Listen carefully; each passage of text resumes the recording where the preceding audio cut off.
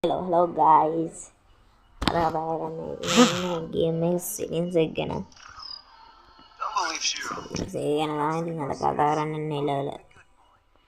ඔයන්න game settings එකට යන්න.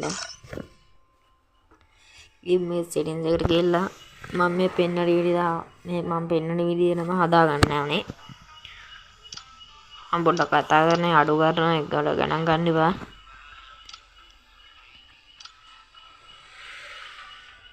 මේ තියෙන විදිහටම හදාගෙන යන්න. අලු බලන්න පුළුවන් යාළුවෝ ඉතින්.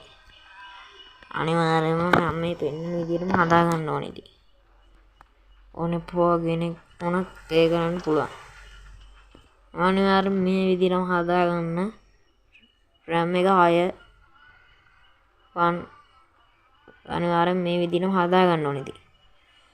මේ විදිහටම හදාගත්තොත් ඔලු බලන්න පුළුවන්. අනිවාර්යෙන් වෙඩි තියෙන බටන් එක 55 56 ඒ වගේ තත්ත්වෙට තියා ගන්න ඕනේ.